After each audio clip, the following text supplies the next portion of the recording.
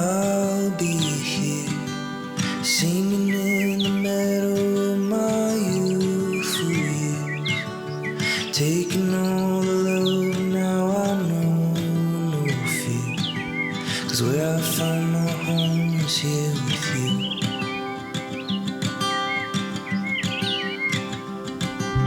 Take me home, back to fields of barley where I... It's been a wonderful couple of days, and that's because our son has just come back from the university for a break. If you're new here, my name is Mackenzie. I live with my partner Amara, Offgrid in Kajiado, and we also live with our son. A common question we get asked is, how did you manage to transition from living in the middle of Nairobi to living in the middle of nowhere with our son?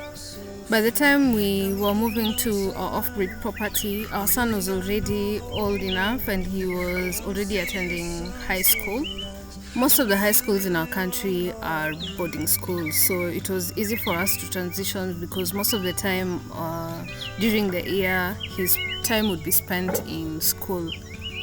During the holiday season, he'd spend his time with us, and we would also take him to visit his cousins and his grandparents so that he doesn't feel isolated as much. It's a hard decision to uproot your child from a neighborhood he's grown up in and taking him to an environment that is totally different from what he's used to. The most important thing that we had was a support system that helped us go through the transition easily. That means he had time to come and adjust to this place for a few weeks out of his holidays, and he would also go back to the city to still enjoy the convenience of the city with his friends and his other family members. When he finished his high school studies, he had a very long break before he got back into college, and during this time we spent a lot of time with him. This is the time that we got to teach him a lot of life skills that this place could offer. Sadly, in the world that we live in right now, it's hard to find people who learn the skills that we need to, the very basic skills that we need to survive in this world.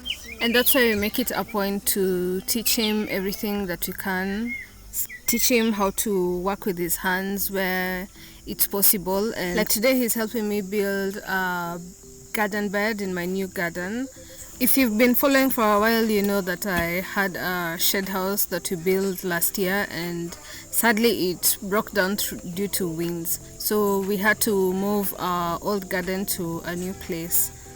We had taken our time to build up our soil using manure and scraps from the kitchen and also mulch from the native trees here. So it was essential for us to use the same soil. So moving it saves us from starting from scratch again and building up the soil. So it was very important for us to teach him how to grow his own food, because nowadays you don't know exactly what you're eating. So it's very important to learn how to garden so that even in the future, if he decides to, he can have the skill to do as we're doing.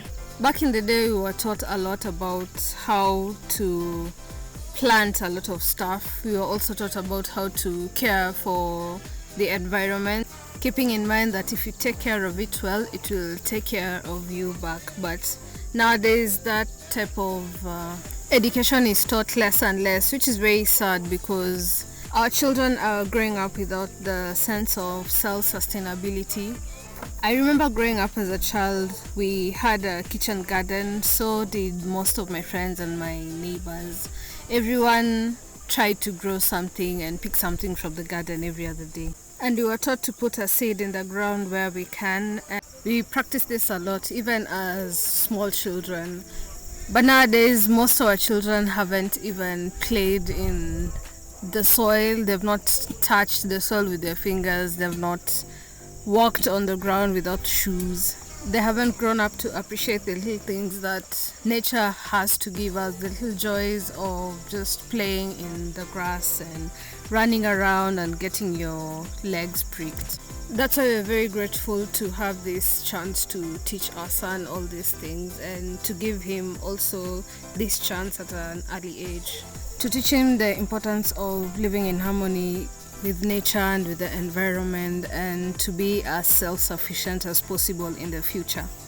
And him being a young man right now, the most important thing is to teach him how to take care of himself, being that the world that we live in right now is so laden with a lot of sickness, mainly because of our own negligence. That's why he got into weightlifting a few years ago when he was in secondary school.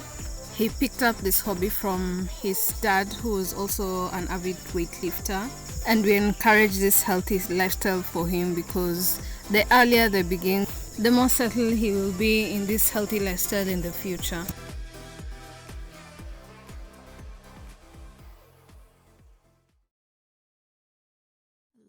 Lost my mind in just a second,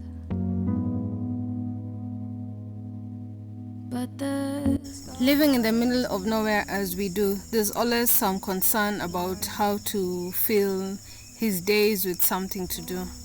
Of utmost importance for any young person right now in this world is having connectivity to the internet and being able to surf. We have a network booster which helps, but the internet speeds are still low, so we're planning to get something faster to boost our speeds for the internet for the young man to surf as much as he wants. We also encourage him to continue with his hobby. He's been doing carbon sketching for a very long time, since he was a very young boy, so nowadays he's very good at it, and it's a very good skill to have for the future.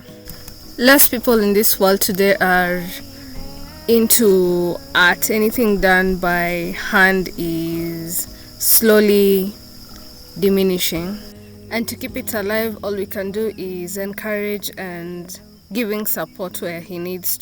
For now, we will enjoy this time that we have with him, as he's growing very fast, and soon and very soon he will not be living with us.